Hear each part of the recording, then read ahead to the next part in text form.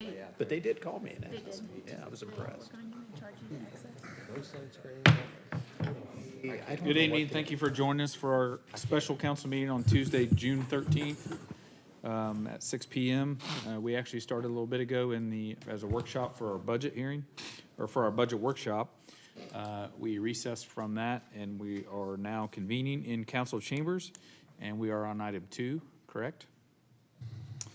Which is hold a hearing to allow the public the opportunity to provide comment on the establishment of a star bond district. Sean.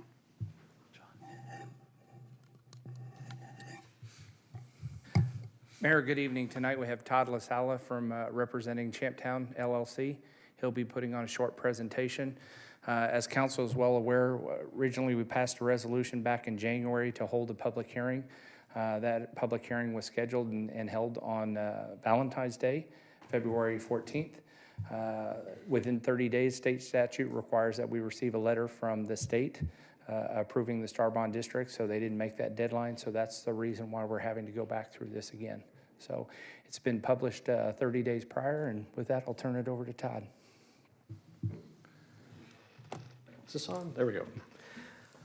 Mayor, council members, I'm Todd LaSala, representing Champtown. I'd like to do a very short version of a presentation I know you've already seen from me twice before. The bad news is you've heard it twice before. The good news is I think I'm starting to get good at this. So hopefully this one's the charm. And like Sean said, the difference tonight is that the Department of Commerce has now given us an eligibility letter, a letter that says we believe this district would be eligible under the Star Bond Act. So tonight you have the opportunity at the end of a public hearing to actually vote on that. So that's exciting. And I do have some slides that'll help. I don't know if I'm driving or somebody else is. Can we advance to the next slide? Okay, there we go. Again, very briefly, our team is exactly the same. Those people are the same ones that you saw before, and the lawyers are Judd Treeman and Todd LaSala at Stinson. Our next slide, please. Okay, this is an overview again about the process. We're still at step 1. It's taken us longer to get here than you might expect, but tonight is the night where you can consider, and if you so choose, you could approve a star bond project district. We have had the resolution to adopt the hearing. That's the wrong date. That's the first one. You did that again in May. We've sent out the notices. Tonight you would hold the public hearing. We have the letter. And if you were to vote for this, what you're really doing is establishing a geographical area in which we could proceed and ultimately, hopefully, approve a star bond project. You would also adopt a district plan. I'll show you the district plan in a minute. It's a very general plan about what we hope to do in this district, and then ultimately we would refine that plan, come back to you, and then at a future council meeting you could vote on a star bond project plan that will be very detailed, very specific, very committed, and that tonight's vote would require a simple majority. That vote on a star bond district or project plan later would require a 2/3 majority. We'll also ultimately come to you, I hope, and ask you to approve a development agreement that would establish a contractual relationship between us, the developer, and you, the city, about what we would build and when we would build it and how much incentive would be available for the project. And then if all of that happens and goes well, we would ultimately go out to market and hopefully issue and sell star bonds publicly. That would require another council action to approve a star bond ordinance. So multiple steps in this process. Tonight's step is really about formation of the district. It doesn't ultimately commit you to those other steps down the road. Each of these is a checkpoint where we would come back and you would have an opportunity to hear about the project, know more, and ultimately vote. Next slide, please. Okay, findings for an approval for tonight, establishment of a project district. Again, we're going to show you the district boundaries, and you'll get to see a geographic area that you would ultimately have to determine is an eligible area under the Kansas Star Bond Act. Tonight you have the benefit of having a letter from the Department of Commerce telling you that they believe that it's eligible under the statute. That should help. And if that's okay, you are also approving a star bond district plan as you would vote to approve the action tonight. Next slide, please.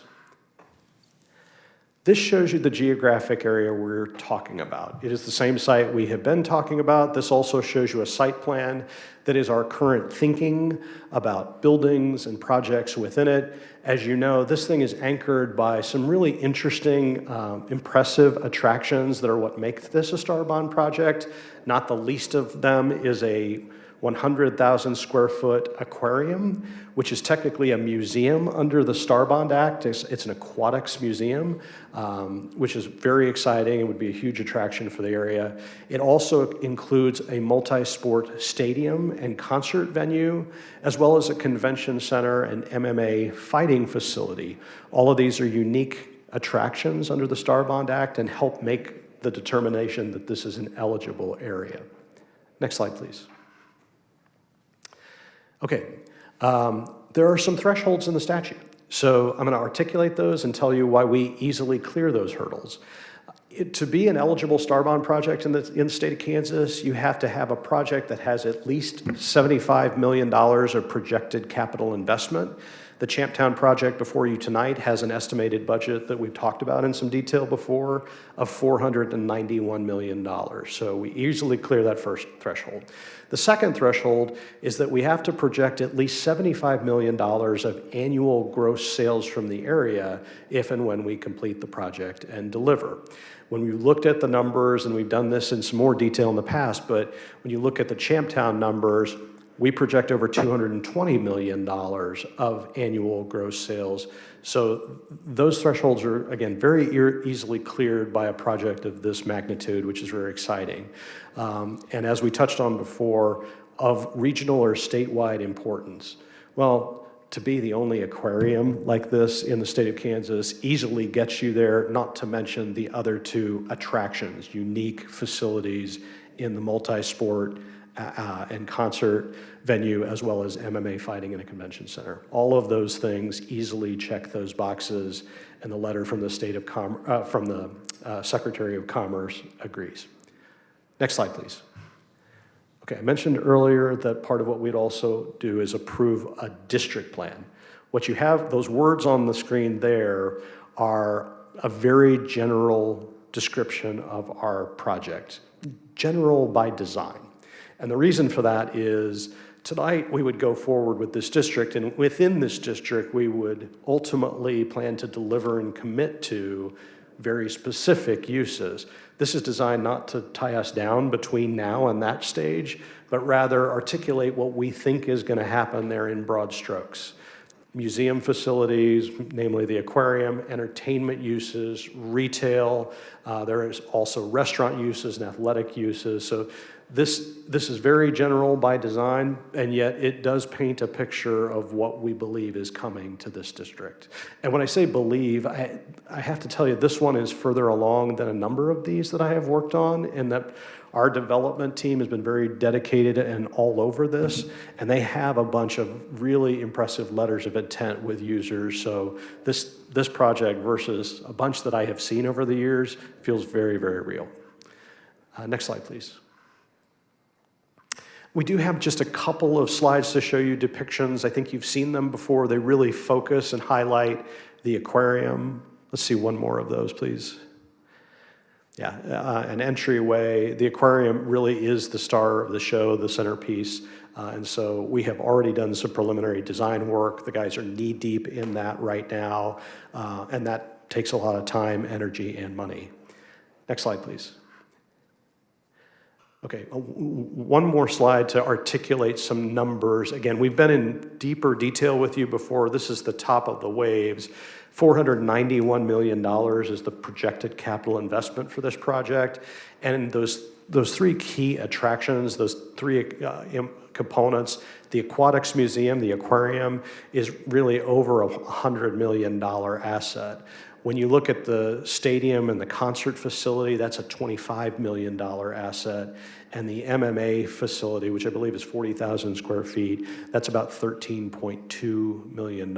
So that's a lot of money in the attractions alone, which is not even to take into account the rest of that money is about retail and entertainment and restaurants and things to enhance the visitation experience.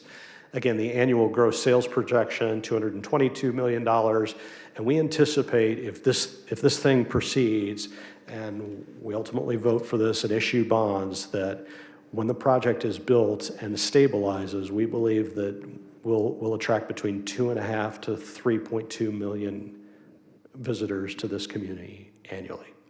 So Mayor, with your permission, Sean, I'll stop there. If anyone has questions, we'd be happy to answer them. And again, I apologize for giving this presentation for a third time, but if you were going to take action tonight, it is important to make a record about why this is eligible and why you would be able to vote for this and take this step.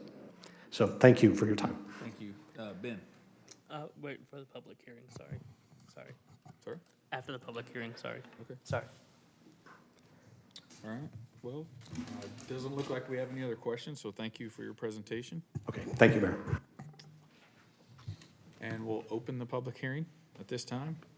It is 7:12. Is there anybody in the audience here that would like to come up and speak on this item?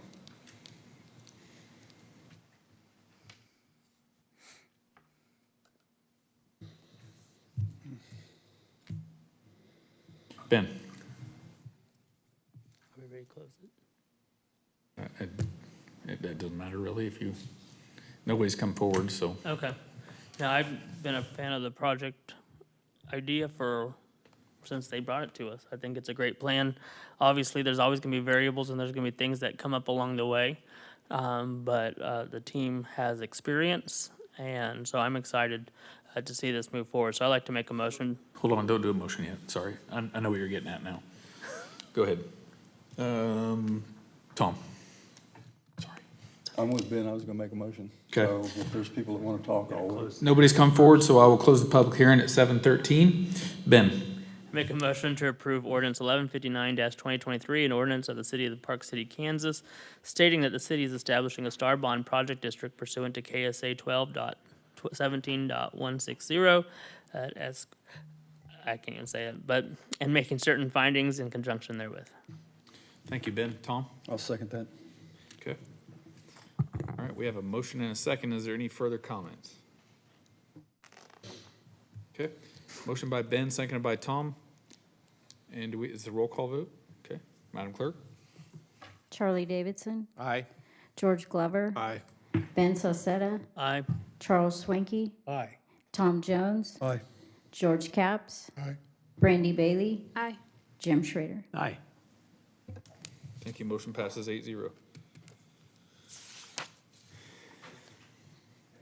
Okay, on to item 3, discuss and consider an ordinance establishing a Star Bond Project District pursuant to KSA 12-17. That's just what we did. I'm sorry. Sorry. Yes.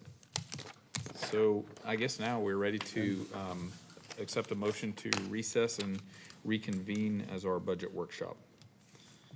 So moved. They want to hear that. I want to hear that presentation a fourth time, I guess. It was that good. Okay, I'd entertain a motion to recess and reconvene into our budget workshop, which was item 1 on the agenda. Ben? Yeah, I'd make a motion, we recess for 5 minutes and reconvene at 7:20. Thank you, Tom. I'll second it. Motion by Ben, seconded by Tom. All in favor? Aye. Motion passes 8-0.